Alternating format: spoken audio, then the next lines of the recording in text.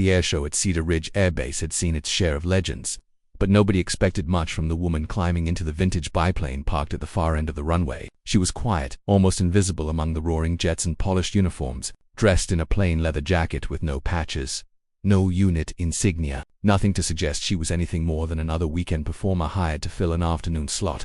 Her name on the program was simply Alex Turner. Nobody thought to ask what came before it.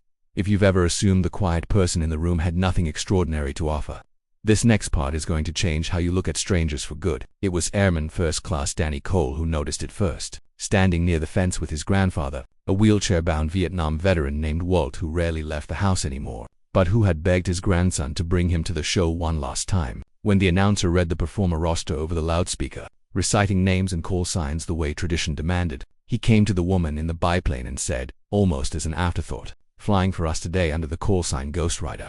Walt's hand closed hard around the armrest of his wheelchair. His face went the color of old paper. "That's not possible," he whispered. "Ghost Rider died in 1971.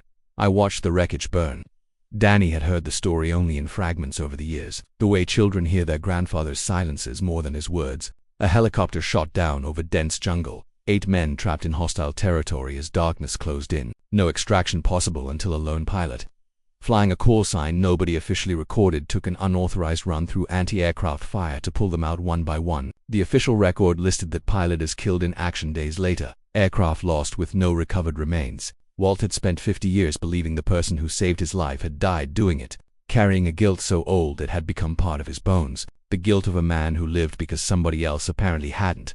When the show ended, Danny didn't think. He simply pushed his grandfather's wheelchair toward the tarmac, past the barriers, past the young airmen trying to redirect them, until they reached the woman climbing down from her cockpit, helmet still under her arm. Walt stared at her for a long moment, studying a face 50 years older than the one burned into his memory, and then he said the only thing that mattered. "Ghost Rider," he said, voice breaking. "You pulled me out of that jungle." She went very still. "I never learned any of your names," she said quietly. "We were told not to look back. I went down 2 days after that run, badly burned. Spent a year in recovery under a different identity because the whole operation was supposed to have never existed. When I got well enough to fly again, there was no unit left to return to, so I became nobody, and I stayed nobody, because admitting who I used to be meant admitting how many good men I couldn't save, and I didn't know how to carry both truths at once."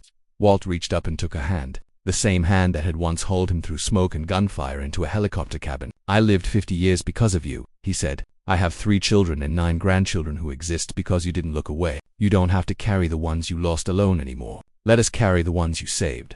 She knelt beside his wheelchair on the tarmac while the crowd slowly gathered, and for the first time in 5 decades, Ghost Rider allowed herself to cry in front of another living soul, not from grief, but from the astonishing weight of finally being seen. If a story like this moved you, it's because somewhere in your own life there's a quiet person you've never asked the right question. Someone carrying a history far bigger than the small role they let themselves play in front of you. Take the time today to ask the veteran, the neighbor, the stranger with tired eyes what their story really is, because you might be one honest question away from meeting your own Ghost Rider.